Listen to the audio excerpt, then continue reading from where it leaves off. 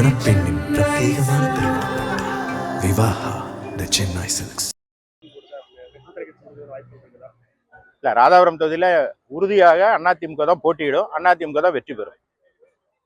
அது கடந்த முறை வந்து ஒரு சொத்து வாக்கு வித்தியாசத்தில் வந்து வெற்றியாக பெறுங்க. இந்த முறை வந்து வெற்றி வாய்ப்பு எப்படி பாக்குறீங்க?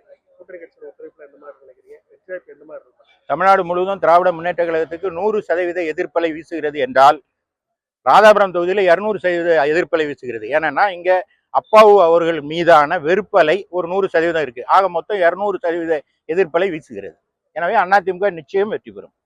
மகளிர் உரிமை தொகை வாங்கின 5000 பெண்கள் வந்து மகிழ்ச்சியில இருக்காங்க, அதை முடக்க நினைத்தவர்கள் வந்து அதிர்ச்சியில இருக்காங்கன்னு உதயநிதி ஸ்டாலின் பேசியிருக்காரு. உதயநிதி ஸ்டாலின் நான் பலமுறை சொல்லியிருக்கேன், அவர் விளையாட்டு பிள்ளை, அவர் அரசியலை இன்னும் முழுமையா புரிஞ்சுக்கல.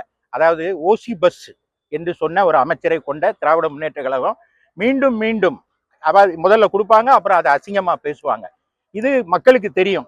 தேர்தல் நேரத்தில் கடைசி நேரத்தில் அளிக்கப்படும் இந்த தொகை என்பது தூண்டிலில் புழுவை போட்டு மீனை பிடிக்கிற தந்திரங்கிறது தெரியும்.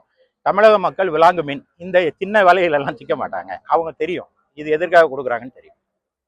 மாணிக்கம் தாக்கூர் வந்து தொடர்ந்து வந்து செயற்கை கூட்டத்தில் வந்து அங்கே வந்து ஆட்சி அதிகாரத்தில் பங்கு என்பது நம்ம உறுதியாக இருக்கிறோம் அப்படி பேசியிருக்காரு.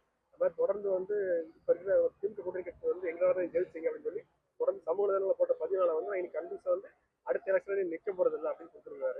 அதை எப்படி பாக்குறீங்க? காங்கிரஸ்ல இருக்கிற ஒரே மானஸ்தர் அவர் தான் நினைக்கிற அளவுக்கு அவர் பேசிட்டு இருக்காரு. உண்மைதான்.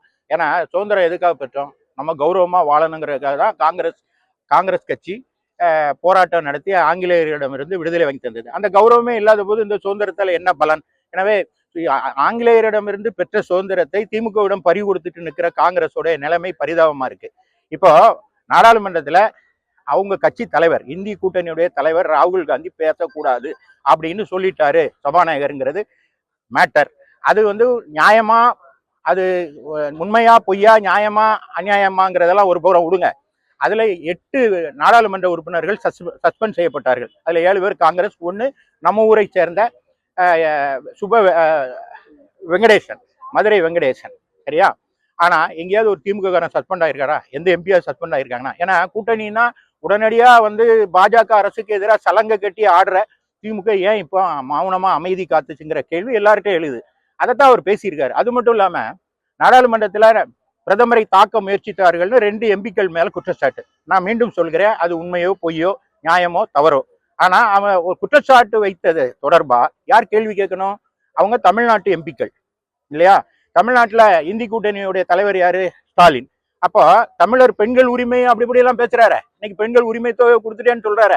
2 பெண்கள் அவமானப்பட்டு நிற்கிறாங்கன்னு நான் சொல்லல, அந்த 2 பேருமே சொல்றாங்க அவமானப்பட்டு நிற்கிறோம் அப்படின்னு. அந்த 2 பெண் எம்பிக்கள் சொல்றாங்க. அவங்க அதிமுக சார்ந்தவர்கள் அல்ல, ஸ்டாலின் தலைமை வகிக்கிற இந்தி கூட்டணியை சேர்ந்தவர்கள். அப்படிப்பட்ட 2 பெண்களுக்காக ஸ்டாலின் ஏன் இன்னும் வாயை திறக்கல என்ற கேள்வியை நான் ஸ்டாலினுக்கு வைக்கிறேன். சமீபகாலமா தமிழக வெற்றி கழகத்துல அதிமுக நிர்வாகிகளை போய் சேர்ந்தாங்க. இன்னைக்கு கூட நம்ம முன்னாள் எம்எல்ஏ மனோகரன் சேர்ந்திருக்காரு. காலாவதியானவங்க, நீங்க உங்களுக்கு தெரியும், காலாவதியான மருந்தை நாங்க வெளியே தூக்கி போட்டுருவோம்ல, அவங்க குப்பை கிடங்கில் போய் சேரும், அது பகுதி சேரும். ராதாபுரம் தொகுதியில வந்து இப்போ அதிகமான குவாரிகள் இருக்கு. இப்போ இதான் வந்து பெரிய பேசு பொருளா இருக்குது. ரீசெண்டாக கூட நியூஸ் தமிழ் செய்தியாளர்லாம் வந்து செய்தி எடுக்க போகிறத தாக்கியிருக்காங்க. செய்தி எடுக்க போன செய்தியாளர் மீதே வந்து வழக்கு பதிவு வந்து போட்டிருக்காங்க. இது எப்படி பார்க்க? உதாரணமா இருக்குங்கிற பகுதியில் அதிகமான குவாரிகள் இருக்குது. குவாரிகள் வச்சிருக்கவங்க கூட இந்த டைம் வந்து வேட்பாளர் அளிக்க ரொம்ப ஆசைப்பட்டிருக்காங்க. எப்படி பார்க்குறீங்க? அதாவது தமிழ்நாட்டுல கற்கால ஆட்சி நடைபெறுகிறது என்பதற்கு இதுவே சாட்சி. வெறும் கல்லுதான் வந்து ராதாபுரம் தொகுதி ஆளுகிறது. கடந்த முறை வெற்றி வாய்ப்பை நான் இழந்ததற்கு காரணம் இந்த கற்கூட்டணி ஆட்சி தான். இவங்க அந்த கல்குவாரி கூட்டணின்னு ஒண்ணு இருக்கு.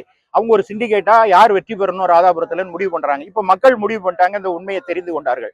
இதற்கெல்லாம் பின்பலமாக பக்கபலமாக அதிமுக ஆட்சியில மூடப்பட்ட குவாரிகளை திறந்து விட்டது அப்பாவு. இப்ப அவர் வந்து அதை நடத்துவது வேற யாரோங்கிற மாதிரி, தனக்கும் அதுக்கும் சம்பந்தம் இல்லைங்கிற மாதிரி சொல்றாரு. அவர் தானே சட்டமன்ற உறுப்பினர், அவர் தானே தடுத்து நிறுத்திக்கணும். அடைமீதிப்பான் குளத்தில் நடைபெற்ற அந்த மிகப்பெரிய கொடூரமான பலி உங்களுக்கு நீங்க கேள்விப்பட்டிருப்பீங்க. அந்த குவாரி எப்ப திறந்தாங்க?